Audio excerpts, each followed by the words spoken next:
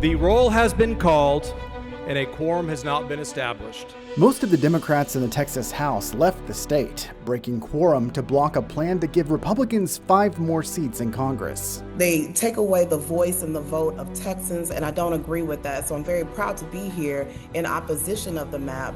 Texas Republicans fighting back, calling for unprecedented penalties. I believe they have forfeited their seats in the state legislature because they're not doing the job they were elected to do. The battle at the Capitol and in the courts over the quorum break to stop redistricting in Texas. Youth camp representatives face questions at the state capitol as lawmakers look for ways to keep children safe from future floods. Should one of the standards be that you just don't have overnight accommodations in the floodplain? The proposals and the pushback on ideas to make campsites safer after the deadly floods. Produced from the Capitol in Austin and airing statewide, this is the award-winning State of Texas.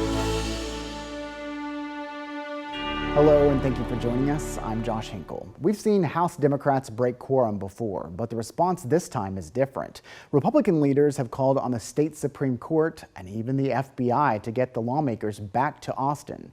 Capitol correspondent Adam Schwager looks at how some of those efforts are playing out in Austin and other parts of the country. There being 95 members present, a quorum is not present. The Texas House further from hitting quorum than they were on Tuesday. El Paso Democrat Mary Gonzalez showed up for the first time this week, while Democrats Eddie Morales and Terry Canales disappeared after showing up on Tuesday. The political cost of your absence is rising, and it will be paid in full. After the roll call, Speaker of the House Dustin Burrows laid out new rules for members, encouraging them to show up in person. The Democrats underestimated our level of cohesion as a party. So now you have the governor, lieutenant governor, the legislative bodies, and the attorney general working together to enforce this quorum. Also, shortly after roll call, Attorney General Ken Paxton filed a new lawsuit with the Texas Supreme Court, asking them to vacate not just Jean Wu's seat, as Governor Greg Abbott has asked, but the seats of 13 quorum breakers. This is it's comical. But what we're fighting against is not comical. What they're doing at this very moment is seeking the absolute destruction of our democracy. Wu responded to Abbott's lawsuit Friday afternoon, saying neither the governor nor the court has the power to remove him, and his colleagues officially weighed in, with Gonzalez and Joe Moody writing a brief in support of him, and Mitch Little and Briscoe Cain writing in support of Abbott. There is some line where somebody's been so dilatory that they've disrupted the process that something must be done, and we believe the court may have that power. Before leaving the chamber, Burrows told all members to be ready to get back to Austin with 6 hours' notice this weekend in the event officials detain enough Democrats to have a quorum. If not, they'll try again on Monday. In Austin, I'm Adam Schwager. Thanks, Adam. The push to potentially penalize donations to fund the quorum break goes beyond the case against Representative Wu. Legal action is also targeting groups making donations to help Democrats. On Wednesday, Texas Attorney General Ken Paxton opened an investigation into Beto O'Rourke's organization, Power the People. We welcome his investigation. We welcome his attack. We welcome their hatred right now because it proves that we're doing the right thing. The group is raising funds to help Texas House Democrats who fled the state. Paxton says that amounts to bribery. Governor Abbott and other Republicans have echoed that claim. What you can't do as a state representative, you can't receive money to violate a duty to the state of Texas. U.S. Senator John Cornyn called on the FBI to help Texas in locating lawmakers. It's not clear if they can arrest anyone to bring them back to Texas, but Democrats are bracing for that possibility. We don't know, but I anticipate with Donald Trump as our president that they can. And we're all prepared to do that. Many Democrats who left the state say they're undeterred by the legal penalties and expensive fines. They say there are bigger things at stake. I'll pay that price for America. And I think everyone behind me would say they would do the same. The Democrats' quorum break is not likely to stop the Texas redistricting plan, but it has been drawing attention and support for plans to redraw districts in states that could help Democrats. Governors in California, Illinois, and New York have raised the possibility of drawing new blue districts. But redistricting could also come to more red states. On Thursday, Vice President J.D. Vance traveled to Indiana to discuss changing districts to help Republicans. Earlier this week, we caught up with State Senator Maize Middleton. After the quorum breakers fled the state, Middleton filed a bill to automatically remove members who miss more than 7 straight days of work. We're not going to back down. These Democrats that have fled to Illinois have quit on their job. And when Texans don't show up for work, guess what happens? They get fired. So we need to make sure that they're held fully accountable and are terminated from their job and fill these positions in a special election. And that's what this bill would do. Obviously, we have to reestablish a quorum, but there are arrest warrants out right now. And we need to make sure that they're found and brought back as swiftly as possible. I believe 57 total were signed by the Speaker of the House. The Governor, our Speaker, have DPS out looking right now for these runaway Democrats, and they fled to one of the most liberal states and most failed states in America, and they're asking their governor to help them do their job for them. Well, they need to show up for work here. You know, when you put your hand on the Bible to protect and defend the laws and the Constitution of the state of Texas, that doesn't just mean when you agree with everything. You're here to show up whether you agree or disagree. And you don't just show up when you know you're going to win. You show up to fight, and unfortunately, they've abandoned the fight. They have left this state, and they've quit on their constituents, and they've quit on their job.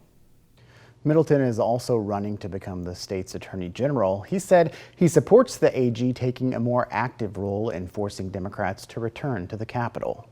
One of the most important things is the arrest warrants. We have to detain them. Then we have to file an action, a quo warranto action, in every single one of their districts to remove them from office. And then after that, something else needs to happen. We need to have a special election to fill those positions with those that will show up to work and will do their job, and then they have to pay their penalties. A lot of people are forgetting right now they're penalized for every single day they're not here and not showing up to work. So those runaway Democrats owe the people of Texas for that. Beyond the legal battles, the Democrats' tactic of breaking quorum requires a commitment to potentially spend months away from home. Adam Schwager spoke Wednesday with Dallas area Democrat Cassandra Garcia Hernandez, who talked about the financial and personal challenges of breaking quorum. What are some of the sacrifices you're personally making to be there, things that you have to give up that you're leaving behind in Texas? Sure. Well, when I'm not a legislator, I'm a lawyer, so I practice in civil and immigration law. And so, whenever we're in the meat of work and I can't be in my office, that also means I don't have the opportunity to do a lot of the work that I need to do for my clients. And so, business obviously is impacted. We don't get paid, as I'm sure you know, we don't get paid a ton of money to be a legislator. And so a lot of us are having to sacrifice income in order to be here. In addition to that, I've got so many colleagues who have children. We even have 2 who brought 2 of their little ones. But we've got a substantial amount of folks who have children who are being watched back home for them, older children, being away from family. My parents were very, very concerned this morning whenever they learned about the bomb threat that happened this morning. And on top of that, today is mine and my husband's anniversary. And unfortunately, we can't celebrate that together because I'm here. But of course, he understands that this is something bigger than us. And as many of us legislators, elected officials recognize, is that very often it's a sacrifice for our families in the work that we're doing. But I'm proud to be here. But this is a national issue. And so we are all willing to make those sacrifices and pay those fines and potentially even, if it does happen, lose our seats because this is that important. Republicans say Democrats are blocking important business at the Capitol, specifically bills related to the recent Texas floods. House Speaker Dustin Burrows made that point from the dais Friday after the House failed to reach quorum. Dr. Greg Bonning will file House Bill 3, the House's priority legislation for flood recovery and infrastructure funding. Developed after 25 hours of testimony from Texans whose lives were upended by the July 4th floods. To those in California, Illinois, New York, or Massachusetts, wherever you may be, hear this. The bill cannot be referred to committee without a quorum. Every hour you remain away is time stolen from those Texans in need. The special session is scheduled to run through August 19th, but the governor has vowed to keep calling lawmakers back until redistricting is done. In an interview for NBC's Today Show, Abbott said, quote, Democrats act like they're not going to come back as long as this is an issue. That means they're not going to come back until like 2027 or 2028 because I'm going to call special session after special session. For perspective, Governor Abbott called 3 special sessions in 2021. The Democrats' quorum break ended by the third one, and in 2023, Abbott called 4 special sessions in an attempt to pass education savings account legislation. Safety is just not a box that we check. It's actually a culture we are cultivating. Questions for camps as lawmakers look for ways to keep children safe from future floods. We get insight into the solutions moving forward at the Capitol and what's getting shot down. A lottery winner hit the jackpot, but questions over how she bought the ticket kept her from getting the money. You have an agenda you want to advance? Fine. But don't change the rules in the middle of the game. Now a big change, why she's getting paid, despite the ongoing push to change how Texans play the lottery.